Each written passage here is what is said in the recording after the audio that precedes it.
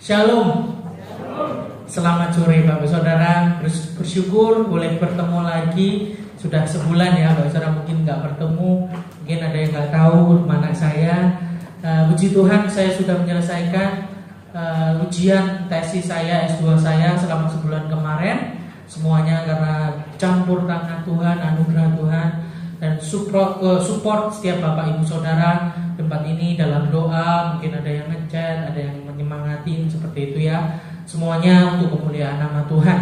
Ya, terima kasih buat semuanya. Dan tadi siang dosen penguji saya sudah ACC, mau tanda tangan untuk revisi, sehingga semuanya sudah selesai, sehingga tinggal wisuda saja. Nanti bulan Agustus saya akan wisuda. Terima kasih buat Bapak Saudara seluruh support, doa-doanya dan semuanya. Kiranya Tuhan Yesus memberkati. Dan pada kesempatan hari ini ucap syukur pada Tuhan Yesus, Kepala Gereja melalui Ibu Gembala belum mengizinkan saya kembali menyampaikan kebenaran firman Tuhan pada kesempatan sore hari ini.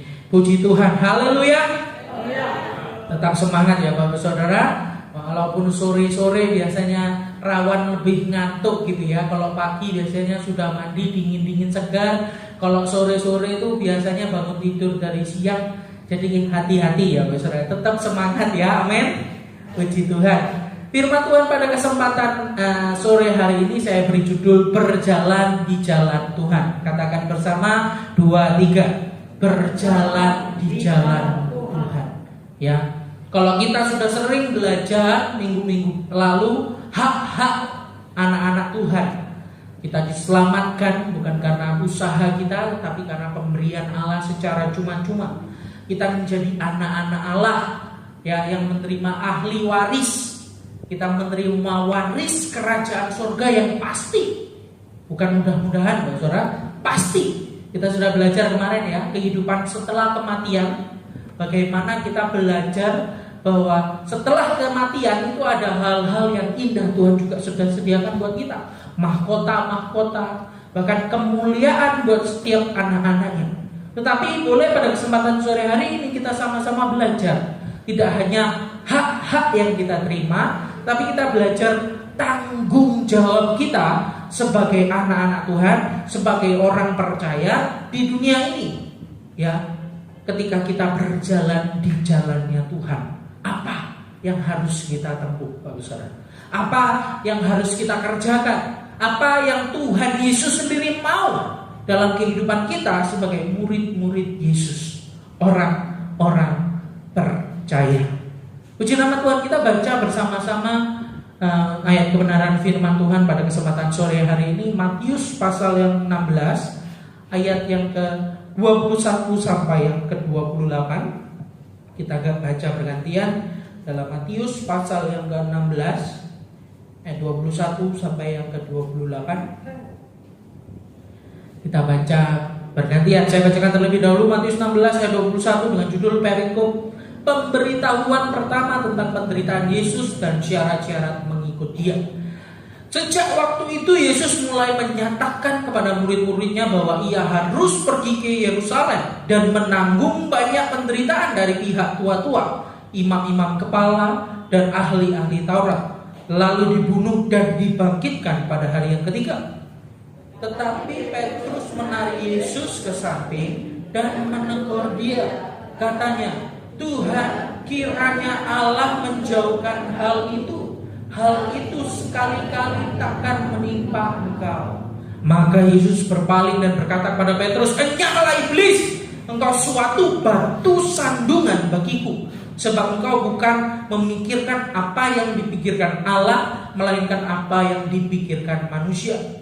Lalu Yesus berkata kepada murid-muridnya, setiap orang yang mau mengikut aku, ia harus menyangkal dirinya, memikul salibnya, dan mengikut aku. Karena barang siapa mau menyelamatkan nyawanya, ia akan kehilangan nyawanya.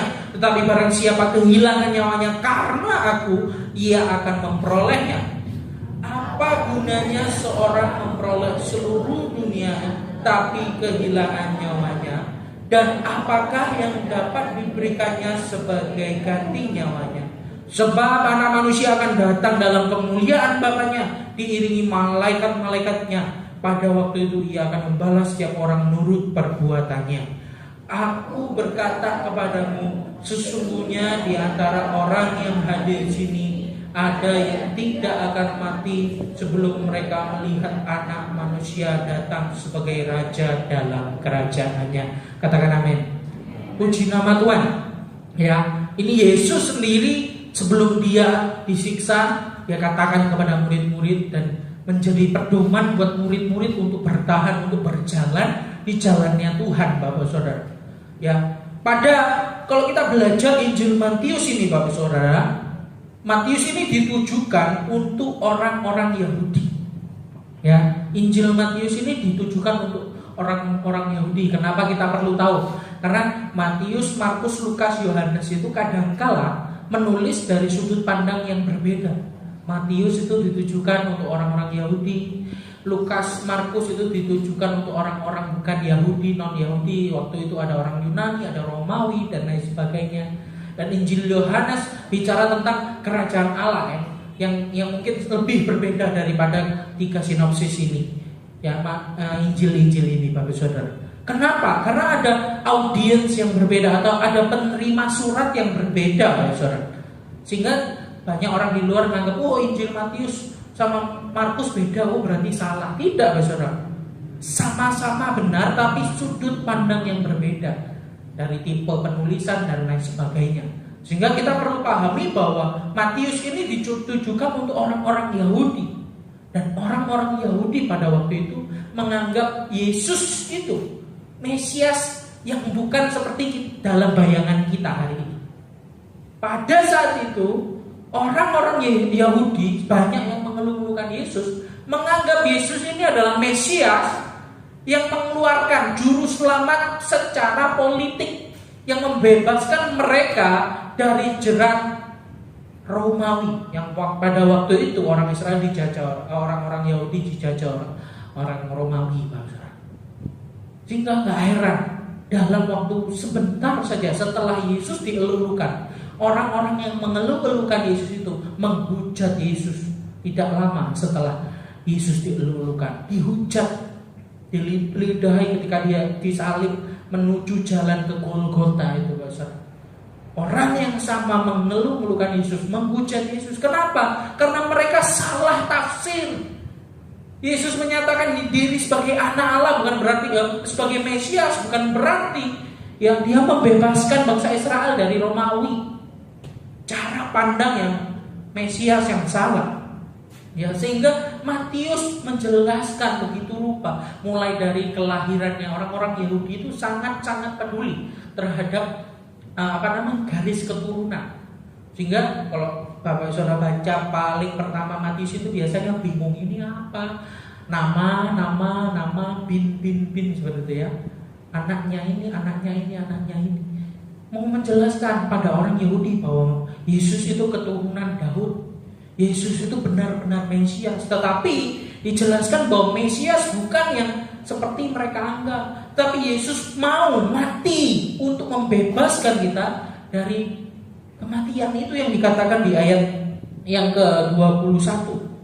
Ya, Yesus cerita kepada murid-murid bahwa ia akan pergi ke Yerusalem, menanggung banyak penderitaan dari pihak tua-tua, imam-imam, kepala ahli Taurat, lalu dibunuh dan dibangkitkan pada hari ketiga. Tapi Petrus yang adalah juga orang Yahudi kental, Bapak Saudara ya, makanya dia nggak paham, masih belum paham, padahal baru sebelumnya Paulus itu dipuji. Perikop sebelumnya, Bapak Saudara, Paulus bilang di atas batu karang. Petrus ya dikatakan di atas batu karang ini kubangun gereja jemaat, seperti itu. Dipuji-puji sebagai batu karang, Bapak Saudara. Tetapi di perikop setelahnya, Bapak Saudara, bayangkan dia dibilang enyaklah iblis, jangan jadi batu sandungan. Ya, karena apa? Gak paham jalannya Tuhan, gak paham apa yang jadi rencana Tuhan. Seringkali kita juga seperti itu ya. Kita rindu apa yang kita mau, kita pikirkan itu terjadi secara langsung dalam kehidupan kita. Kita mau sesuatu yang enak-enak saja, saudara. Kadangkala sesuatu yang seperti kutukan, seperti masalah problema, kita anggap sebagai hal yang jelek. Padahal kita lihat berkat terbesar yang kita terima, yaitu keselamatan daripada Yesus, itu terjadi pada kutuk terbesar. Ketika kutuk terbesar itu nyata kepada Yesus, penebusan, kematian, jalan sengsara itu, sehingga Yesus bicara kepada murid-murid dengan jelas tentang bagaimana atau syarat untuk menjadi pengikut-pengikutnya, bagaimana berjalan di jalan Tuhan. Next slide, ya, slide selanjutnya. Jadi ada 3 syarat utama yang harus dilakukan oleh orang percaya untuk berjalan di jalannya Tuhan. Yang pertama, saudara, ini yang dikatakan Yesus di ayat 24. Saya bacakan kembali ayat yang ke-24. Lalu Yesus berkata kepada murid-muridnya, setiap orang yang mau mengikut aku, ia harus menyangkal dirinya, memikul salibnya, dan mengikut aku. Yang pertama dikatakan Yesus, setiap orang yang mau mengikut Yesus, ia harus menyangkal dirinya. Sangkal diri. Menyangkal diri di sini maksudnya apa? Melupakan kepentingan sendiri, egoisme sendiri, menyerahkan diri sepenuhnya kepada Tuhan. Menjadi murid berarti juga mau mempertaruhkan seluruh yang ada padanya dan bersedia untuk menanggalkan haknya, untuk mengorbankan diri dan mempersembahkan hidup hanya untuk Yesus. Apakah murid-murid langsung bisa? Enggak langsung bisa. Enggak lama setelah itu Yesus ke Yerusalem, ditangkap. Murid-murid, ada Petrus yang menyangkal Yesus, ada Yudas yang mengkhianati Yesus, ada murid-murid yang lain ketika Yesus ditangkap kabur, ngacir semua, saudara, pergi. Enggak mudah untuk menyangkal diri, pikul salib ikut Yesus. Ya, ini berarti bahwa kita tidak lagi sangkal diri. Ini berarti tidak lagi berusaha mencari hal-hal yang hanya sekedar menyenangkan diri kita. Oh, berarti nggak boleh liburan ya? Enggak, maksudnya bukan gitu, ya. Tapi maksudnya bagaimana keinginan daging, Bapak Saudara. Beberapa hari yang lalu kaum wanita, banyak beberapa wanita yang ada lakinya mah, cuma putra ya, pengerja, putra aja yang ikut, yang laki ikut doa puasa, Saudara. Ini juga salah satu bentuk penyangkalan diri. Gak makan, gak minum 3 hari 3 malam gitu ya. Merendahkan diri, memuji Tuhan, fokus pada penyembahan kepada Tuhan. Ini juga salah satu bentuk penyangkalan diri. Tetapi banyak hal-hal lain dalam penyangkalan diri. Dalam pekerjaan kita, bisa tidak kita menaruh fokus yang kita kerjakan itu bukan sekedar cuan. Oh, usaha kalau nggak cuan buat apa? Iya betul, cuan bagus. Tapi yang saya mau tekankan, bagaimana cuan itu bisa mempermuliakan nama Tuhan, Bapak Saudara. Pekerjaan seperti yang lain yang mungkin toko, karyawan dan lain sebagainya, bahkan liburan, Bapak Saudara. Kalau Bapak Saudara sungguh-sungguh, saya katakan tadi pagi, ketika berlibur jangan lupa sama ibadah. Dimanapun kita berada, jangan lupa ibadah. Jangan meninggalkan doa-doa, Bapak Saudara. Jangan meninggalkan pembacaan firman Tuhan, Bapak Saudara. Ini bentuk penyangkalan diri kita. Gak enak. Ayo, coba bisa gak kita minimal kayak saudara kita seberang, sehari 5 kali. Sekali doa. Bisa kita terapkan? Gak mudah. Tapi kita berusaha sangkal diri, berdoa. Ada jam-jam doa disediakan gereja, mungkin melalui live streaming. Kalau nggak bisa doa sendiri di rumah, baca Alkitab. Bukan menyisakan waktu, Pak Saudara, tapi memberikan waktu saudara. Nggak mudah, iya nggak mudah. Tapi mampu nggak kita sebagai orang percaya menyangkal diri, ketidakenakan kita. Tadi saya juga sedikit bahas tentang suami dan istri. Juga bisa bicara tentang penyangkalan diri. Bagaimana seringkali suami gengsi ya untuk menyatakan cinta kepada suami, apalagi yang udah tua seperti dia, umurnya lanjut, udah pernikahan, ulang tahun pernikahan bertahun-tahun. Bisakah menyangkal gengsi itu untuk terus mengasihi? Sama seperti firman Tuhan dikatakan dalam pernikahannya, istri harus mentaati suami sama seperti gereja mentaati Kristus, jemaat mentaati Kristus. Suami harus mengasihi istri sama seperti Yesus mengasihi jemaat. Itu tidak hanya berlaku di awal-awal pernikahan, Bapak Saudara, tetapi seterus seumur hidup pernikahan itu janji di hadapan Tuhan.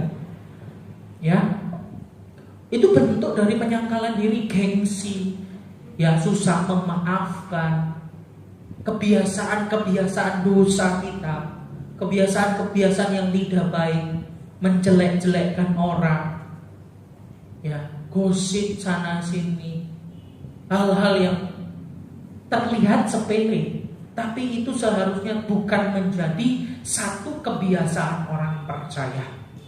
Belajar sangkalin. Ingat, Bapak Saudara, saya ini dulu waktu SMA, kuliah itu ya, sebelum saya bertobat benar-benar, saya tuh di luar sana, kalau di gereja alim diem-diem aja melayani aja. Di luar sana saya suka sekali ngomong kotor. Setiap kalimat itu ada huruf terakhirnya itu jelek, Bapak Saudara. Karena kebiasaan, teman dan lain sebagainya, jelek kan. Tetapi ketika bertobat, ini yang saya ingat, sangkal diri. Tidak boleh sama sekali. Jadi ketika saya keluar nggak sengaja karena udah terbiasa, Bapak Saudara, keluar gitu saya tampung mulut. Bertobat, sangkal diri. Sangkal diri. Mungkin ada kebiasaan-kebiasaan lain yang kita punya, Bapak Saudara, ya, yang kurang baik. Ingat, sangkal diri, menyangkal keinginan daging kita. Puasa itu juga tidak hanya bicara tentang nggak makan, nggak minum, nggak, tapi bagaimana bisa mengontrol diri untuk hidup menyangkal diri keinginan daging. Kalau puasa tahu ya, kalau lapar, haus, ingat kalau oh iya saya terbatas, saya masih kepingin minum, saya masih kepingin makan. Ingat bahwa kita ini terbatas, yang punya Tuhan tidak terbatas.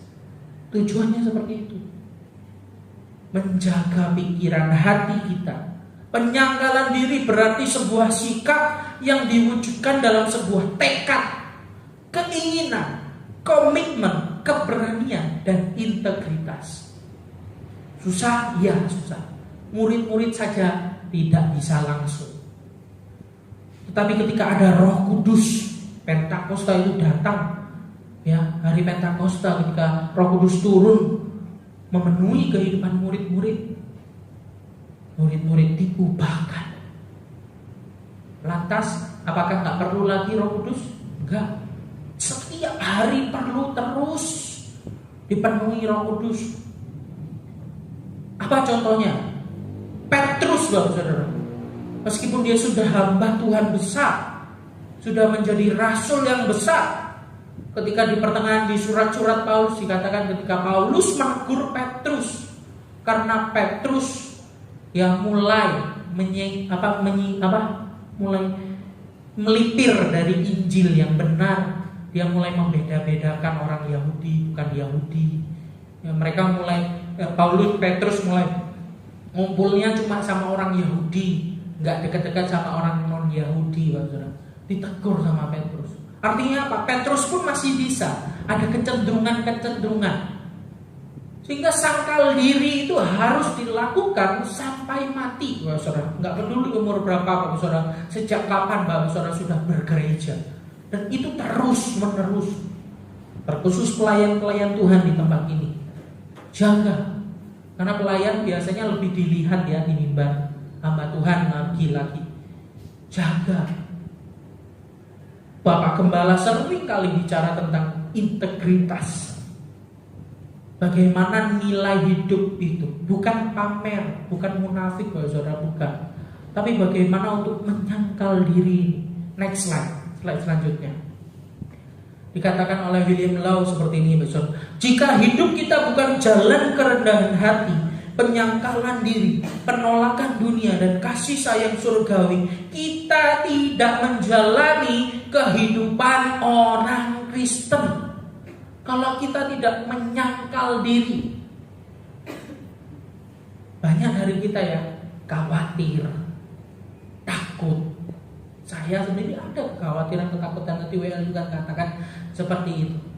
Tetapi kalau itu tidak disangkal, kita jangan sampai dikuasai oleh apa yang belum terjadi, Pak Saudara. Tapi biarlah kita serahkan diri kita, serahkan hidup kita kepada firman-Nya. Firman Tuhan, kalau nggak baca firman gimana bisa kuat, Bapak Saudara? Kalau nggak datang kepada Tuhan yang memiliki tangan kuat, bagaimana bisa kita kuat menghadapi godaan dunia yang semakin hari semakin mengenakkan gitu. Godaan kalau zaman dulu, tantangan ujian kalau zaman dulu mungkin ya nggak makan, seperti itu ya. Hamba Tuhan zaman dulu itu seperti itu biasanya. Nggak makan.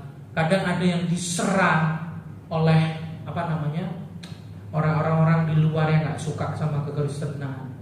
Tapi zaman sekarang lebih nggak kentara, Saudara. Serangannya lewat apa? Kenyamanan, kenikmatan dunia, sosial media, ideologi yang nggak sesuai firman Tuhan masuk melalui sosial media. Dan itu kadang-kala bisa menyerang pikiran kita. Makanya banyak sekarang anak muda yang dikit-dikit galau, dikit-dikit mental health. Ya, mental health itu apa? Kesehatan mentalnya terganggu gitu ya kalau ngomong.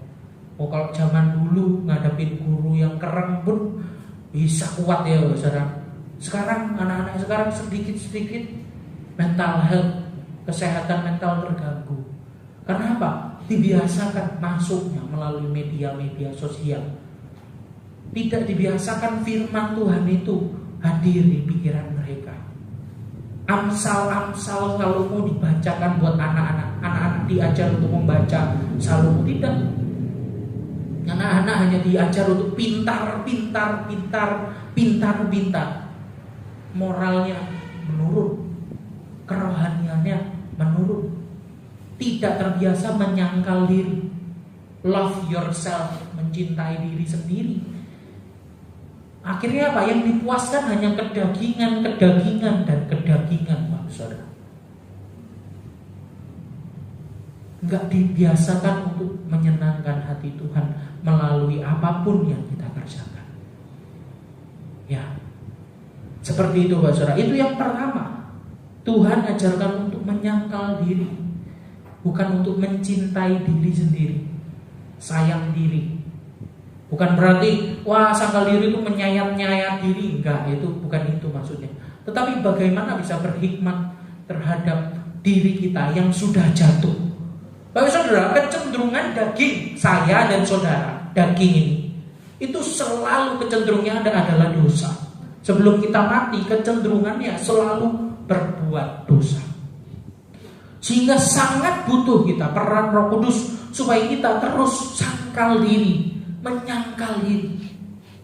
Gak suka doa, didorong untuk berdoa. Gak suka baca firman, bosan, didorong untuk membaca firman. Gak suka beribadah, badan ini kadang-kala malas, kepinginnya menjauhkan diri dari peribadatan, didorong menyangkal diri untuk hidup sesuai dengan jalannya Tuhan. Yang kedua, Bapak Saudara, pikul salib. Kalau yang pertama ya, menyangkal diri dari dosa-dosa, kedagingan, belajar meskipun gak langsung bisa, tapi minta Roh Kudus terus memampukan. Yang kedua, pikul salib.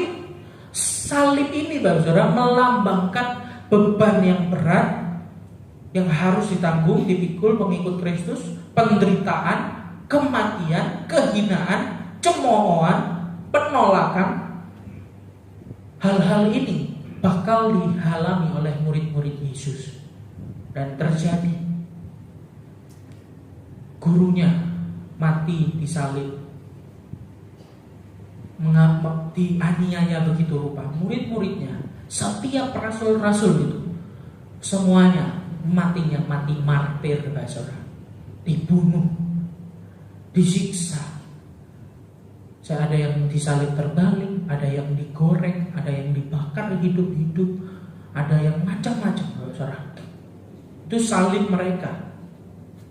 Mungkin salib kita tidak sebesar salib orang-orang zaman itu, martir-martir Tuhan. Mungkin dari kita ada yang dikucilkan karena kita Kristen, yang tidak didiskriminasi karena Kristen. Banyak ya dari kita melihat di dalam era politik, banyak didiskreditkan orang-orang percaya, banyak juga yang dipersulit dalam hukum dan lain sebagainya. Bahkan gereja kadang-kala juga banyak yang ditutup tanpa ada pembelaan dari pemerintah di luar sana, Bapak Saudara. Itu sebagai pikulan salib, menderita karena Kristus, bukan menderita karena kesalahan sendiri. Banyak dari kita nganggap penderitaan kita itu salibnya kita, bukan, Bapak Saudara. Salib yang dimaksud di sini sama seperti Yesus memikul salib karena kebenaran. Ada dari kita takut diasingkan orang, takut untuk dianggap oh ini Kristen sehingga pindah seperti itu. Enggak memikul salibnya. Memikul salib itu berarti menderita karena taat kepada Kristus, ikut jalannya Tuhan. Kalau zaman sekarang salib itu bisa dijadikan kalung, anting gitu ya. Satu kebanggaan, kita sudah ditebus dengan harga yang mahal. Kita akan terima tubuh dan darah sebentar lagi. Satu kebanggaan. Tetapi salib yang di sini maksudnya bukan satu kebanggaan, tapi bukan satu hal yang baik, tapi satu hal yang mungkin terlihat buruk. Karena kita pegang kebenaran, kita dikucilkan, kita dipersalahkan, kita seringkali dipersekusi, ditindak tidak adil, Bapak Saudara. Itu salibnya orang percaya. Saya kira, Bapak Saudara, dulu salib itu hanya dialami orang-orang yang di negeri minoritas seperti itu ya. Seperti Timur Tengah, orang-orang percaya itu dianiaya dan lain sebagainya. Di Indonesia banyak yang ditutup dan sebagainya.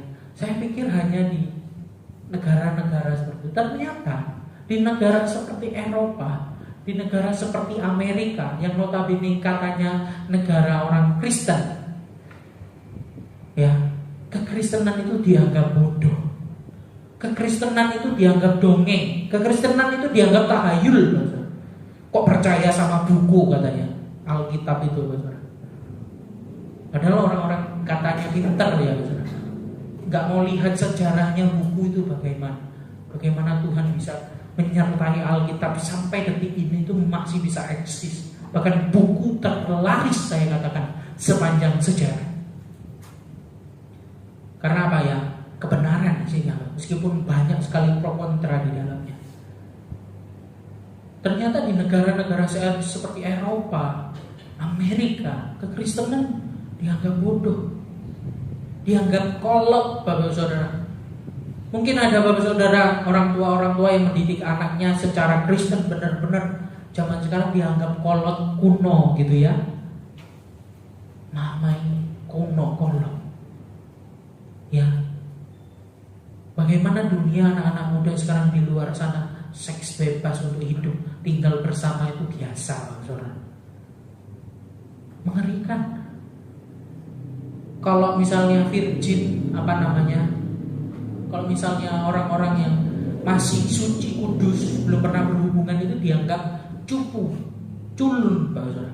Di negara-negara maju, Korea, Jepang, Cina, di Amerika, Eropa, anak-anak muda diserang dengan pemikiran-pemikiran yang seakan-akan modern, keren gitu ya. Dan kebenaran dianggap kolot, kuno, ketinggalan zaman. Bisakah kita tetap memikul kebenaran? Pikul salib. Pikul salib. Bapak Saudara, waktu saya kuliah masak dulu, saya dapat bonus dari kampus untuk pergi ke Thailand. Pergi ke Thailand untuk studi banding sama satu sekolah namanya Lee Cordon Bleu gitu ya, di Thailand. Dan malamnya itu bebas, mau kemana saja bebas. Teman-teman saya, Bapak Saudara, saya ingat sekali ya, mabuk-mabukan, beli banyak minuman keras, pergi ke tempat prostitusi dan lain sebagainya. Saya diajak, saya nggak mau. Ini cucu dianggap cemen, Bapak Saudara, nggak peduli. Bisa nggak anak-anak muda tidak terpengaruh seakan-akan kita itu dianggap cemen ketika mikul salibnya Tuhan? Ya, ini belum sampai di persekusi mati, Bapak Saudara ya. Ada yang sampai dibacok pendeta Lagauli, teman Papa itu ya, di daerah mana ya, di daerah Sempolan, ya, dibacok, Bapak Saudara. Tapi mujizat masih hidup sampai sekarang. Lebih lama hidupnya dari Bapak Gembala malah ya. Padahal dibacok hidup-hidup. Itu udah pasti mati harusnya. Dipersekusi karena apa? Jiwa-jiwa banyak datang, iri mereka. Tapi mau nggak pikul salib? Kita nggak seberat itu mungkin ya, nggak sampai dibacok sama orang-orang. Tapi bisa nggak kita terus memegang kebenaran, memikul salib itu, walaupun kebenaran seakan-akan dianggap dunia sebagai kebodohan.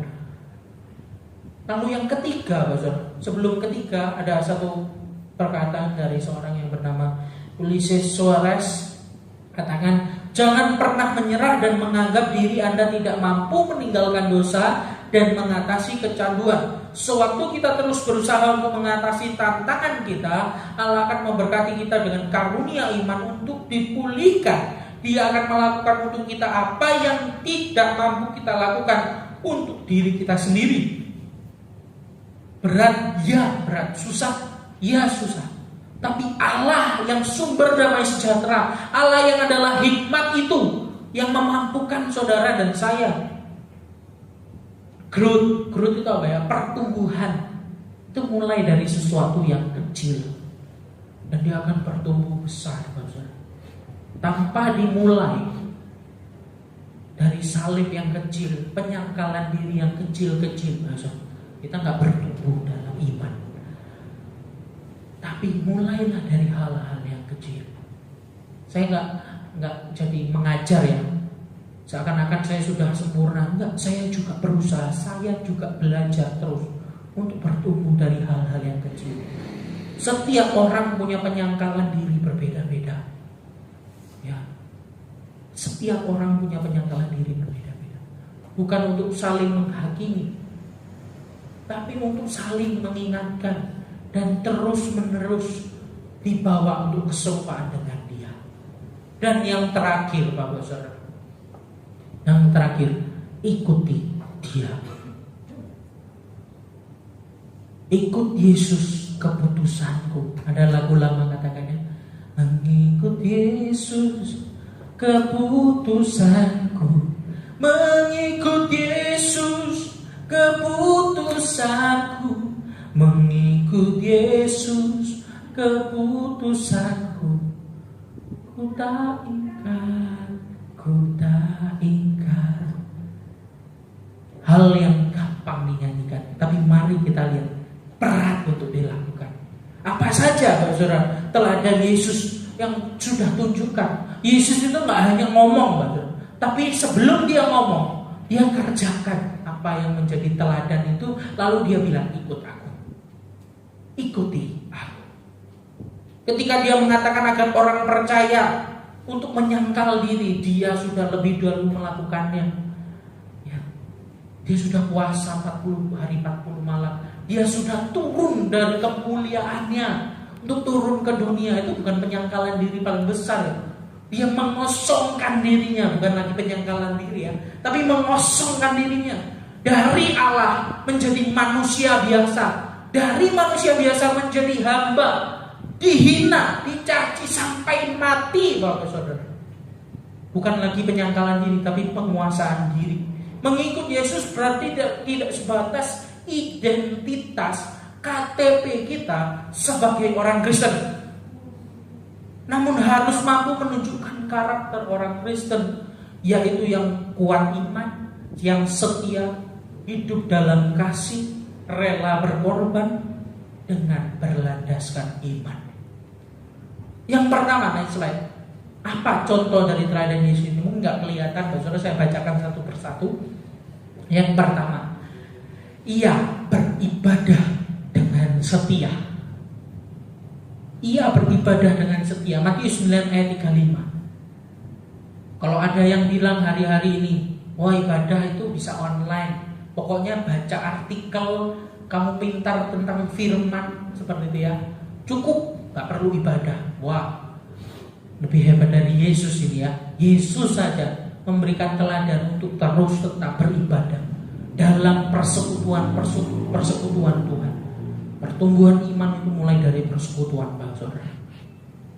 Kalau kita mulai dari hal-hal yang tadi saya sudah sebutkan di awal, bisa jadi terjadi kesombongan, merasa lebih pandai dari orang lain, merasa sudah melakukan, akhirnya jadi Farisi baru, Pak Saudara. Tetapi mulai dari peribadatan setia, ya. Lalu yang kedua, ia tak berdoa dengan rutin.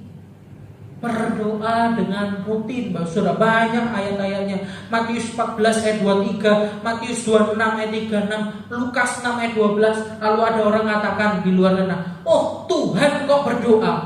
Masa Tuhan berdoa kepada dirinya sendiri seperti ya? Bingung kan, Saudara ya?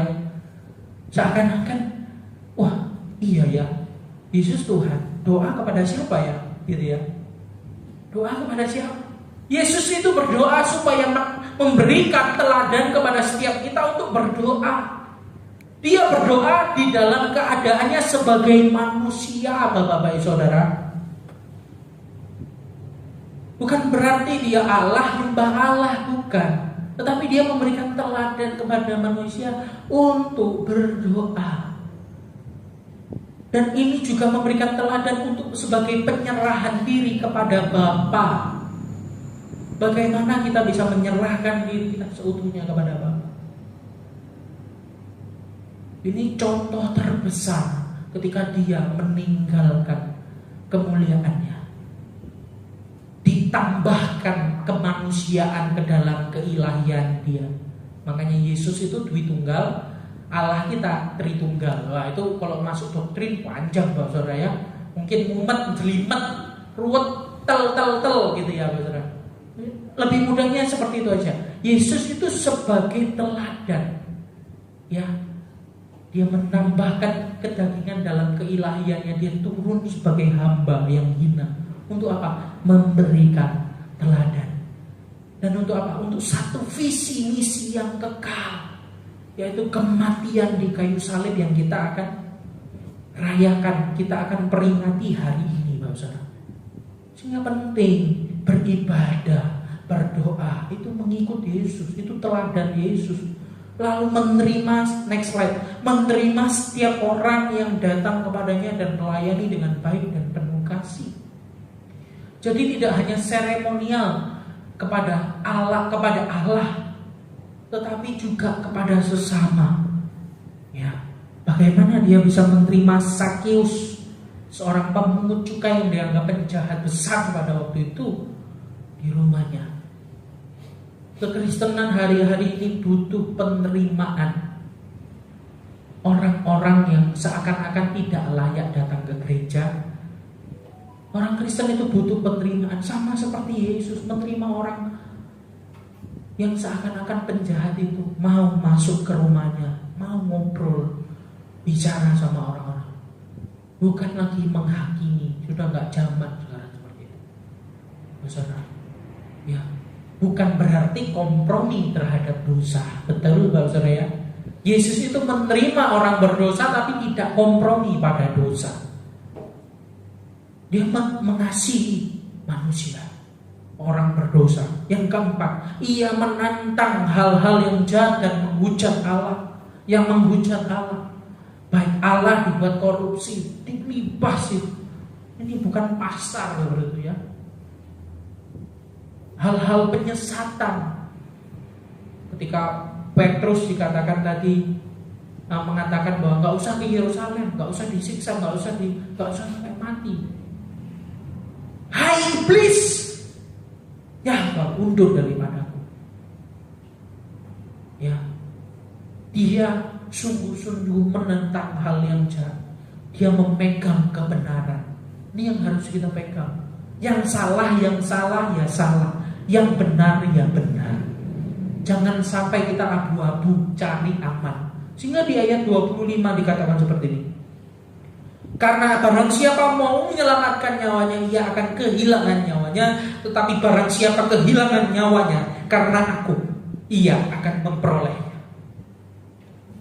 Orang-orang zaman itu takut disisihkan, takut mati sebagai pengikut Yesus, sehingga mereka meninggalkan Yesus. Seakan-akan menyelamatkan nyawanya supaya tidak mati. Justru matinya mati kekal, saudara. Karena meninggalkan Yesus. Sehingga pegang kebenaran, bukan kenyamanan. Lalu yang terakhir, ia taat kepada Bapa di surga dalam segala hal. Markus 14 ayat 36, Filipi 2 ayat 8. Ketaatan ini sangat penting.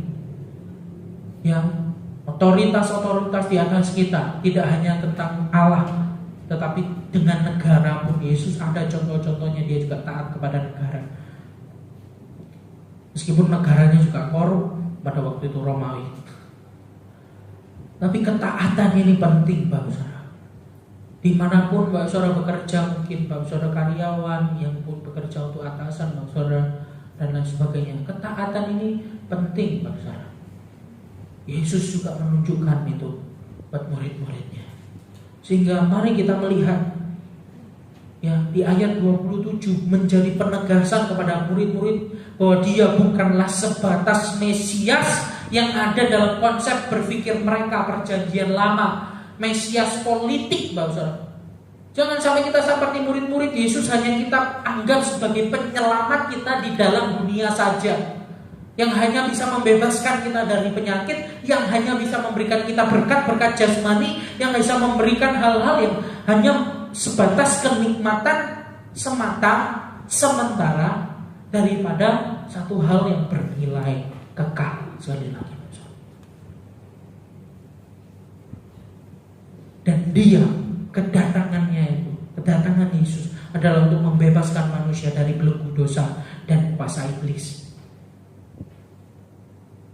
Saya undang pemain musik maju ke depan. Ketika mengikuti Yesus menjadi keputusan kita, saudara, maka ikutlah dia dengan komitmen yang benar. Siaplah menyangkal diri, meninggalkan keegoan dan mengutamakan Tuhan. Pikulah salib, berkorban dalam kebenaran, dan ikutlah dia di dalam jalan kebenaran dan hidup. Firman Tuhan tidak saya panjangkan. Kita sama-sama nyanyikan pujian. Semua karena anugerah-Mu dengan ref mengikut Yesus. Kalau hari ini kita ada, semua karena anugerah Tuhan. Kalau kita sudah menerima hak-hak yang tadi saya sudah jelaskan di awal, banyak sekali berkat-berkat yang Tuhan berikan buat kita. Mari kita kerjakan tanggung jawab kita sebagai orang-orang percaya. Kita mengerjakan tanggung jawab bukan untuk memperoleh hak, tapi karena kita sudah diberkati, kita sudah memperoleh segalanya, sehingga kita melakukannya dengan motivasi mengasihi Dia yang sudah terlebih dahulu mengasihi setiap kita.